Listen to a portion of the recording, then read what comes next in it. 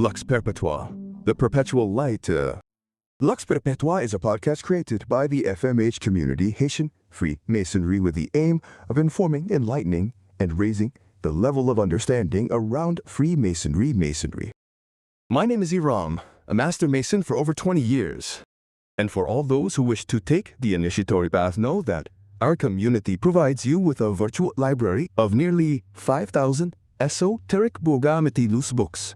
Texts that cover Masonic symbolism, Hermetic philosophy, Kabbalah, spiritual alchemy, and many other traditions of wisdom. Because light always begins with knowledge. Welcome to this third episode of Lux Perpetua. And my name is Sophia. I am not a Mason, not yet at least. But for the past 2 episodes, I must admit, Iram has ignited something in me.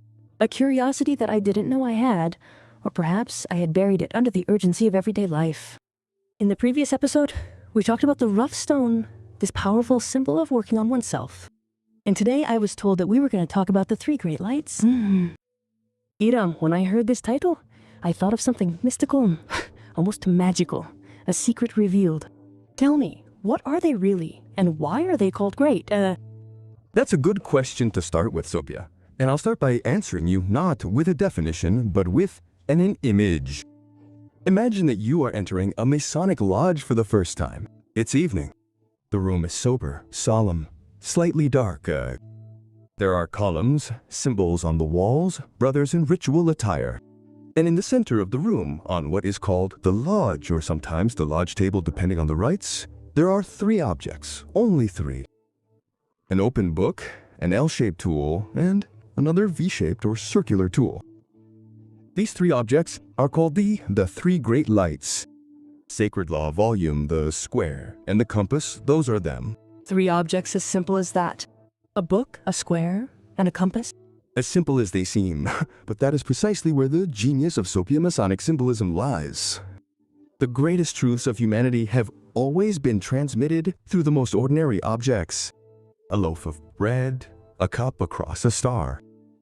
Masonry does the same thing with the builder's tools. It takes instruments that the craftsman holds in his hands every day, concrete material, practical tools, and it makes them mirrors of the inner world. She says, look at this tool. It works the stone, but it can also work the soul. And it is this dual interpretation, the physical tool and the symbolic tool, that gives Masonry its depth. I understand better now why they are called great. It is not their physical size that is great. It is the scope of what it represents. Exactly. And they are also called light because in the Masonic tradition, light is not primarily physical, it is intellectual and moral. Light is what allows us to see clearly within ourselves, what dispels illusions, prejudices, and the dark areas of our character. When we say that a Mason seeks light, we are not talking about a lamp, we are talking about a deep understanding of ourselves and the world. And these 3 objects, the volume, the square, and the compass, are the 3 main instruments of this search. They are inner compasses, guides, and permanent reminders of what man aspires to be. It's magnificent. So let's start at the beginning. The volume of sacred law. You said that it's often the Bible, but not only. Can you expand on that? Because it seems to me to be a very delicate point. How can an organization function with different sacred texts for different members? This is an absolutely fundamental question, and I'm glad you asked it with this precision. In the vast majority of regular lodges, those that require belief in a higher principle, the volume of sacred law is indeed the Bible, because Freemasonry has its historical roots in Christian Europe in the 17th and 18th centuries. But Masonry understood something essential very early on. What matters is not the particular identity of the book, it's what the book represents.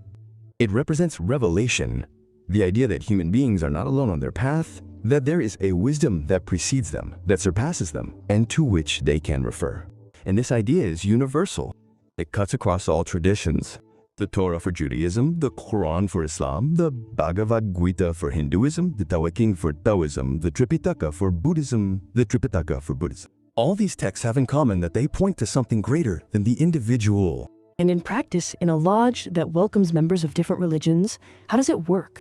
In so-called regular lodges, those that require belief in a higher principle, each brother performs his initiatory obligation on the holy book of his own tradition.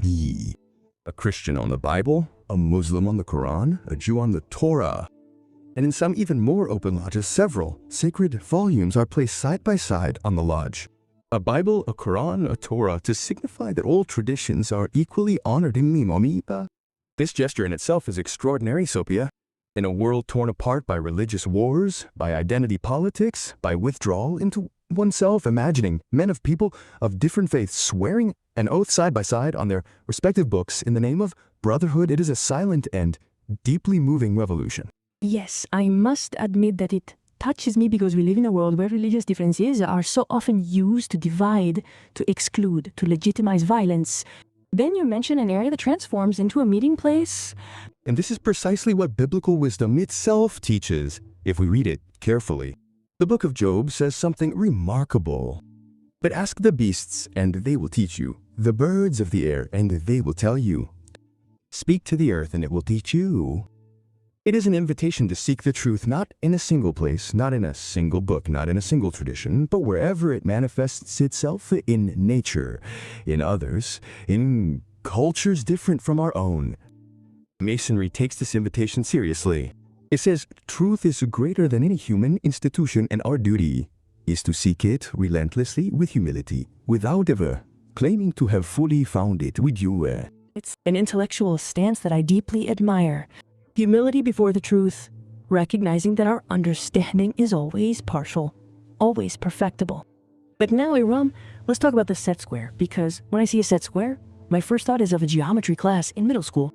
Help me see something else. I understand, and you're not the only one. So let me tell you a story. In ancient times, long before Freemasonry existed in its current form, the builders of temples, cathedrals, and palaces used the set square as the most valuable tool of their art. Not because it was complicated, but because it was infallible. A well-built set square never fails. It always tells the truth about the angle. Is this wall really straight? Is this floor really level? Is this building built on a solid foundation?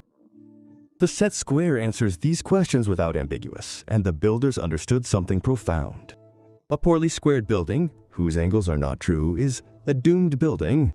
It may stand for a few years, but it will eventually collapse because the foundations are false.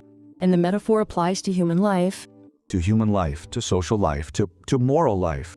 A man whose actions are not square, whose actions do not match his words, whose words do not match his values, is a man whose inner building is shaky. It may seem solid from the outside. It may even impress.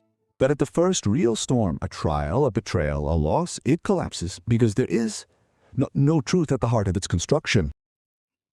And that is why the square in Masonry symbolizes moral rectitude. It poses a question that each brother is invited to ask himself every day in every decision. Is this act right? Is this word true? Am I in agreement with what I claim to be? The prophet Amos says, behold, I will set a makad in the midst of my people. The image is identical. God himself uses a measuring instrument to assess the righteousness of his people. Not to punish, but to reveal, to show where the walls are leaning, where the foundations are fragile, where work needs to be done again. It is an image that speaks to me deeply, because I think that one of the great challenges of our time is precisely the gap between what people say and what they do, between the values they display and their actual behavior. We talk so much about values, ethics, sustainable development, and kindness, and then, in reality... You put your finger on something essential, Sophia. And this is one of the reasons why Freemasonry insists so much on the interior. We do not ask our brothers to be perfect. We ask them to be honest. Be honest with oneself first, to acknowledge when one's values are skewed, to avoid self-deception. And this is an exercise infinitely more difficult than reciting principles, because lying to oneself is the easiest thing in the world and the most destructive. The Gospel of Luke says with surgical precision, why do you look at the speck that is in your brother's eye, but do not notice the log that is in your own eye? The square turns us inward before projecting us toward others. It says, begin with yourself. Make sure that your house is upright before you judge your neighbors. The beam in the eye. It's an image that I'm familiar with, of course, but I had never heard it in a Masonic context, and it gives it a completely different resonance. It's one of the powers of symbolism. It revives texts that we thought we knew. It restores their original edge. And now, Sophia, let's talk about the compas. Because if the square is the tool of our relationship to the outside world, to our actions, to our words, to our relationships with others, the compass concerns our inner world, our relationship to ourselves. What do you mean, our relationship to ourselves? The compass is a tool that draws circles, right? That measures distances? Exactly. And think about what a compass does when you use it. You stick one point in the center, and the other point draws a circle around this center.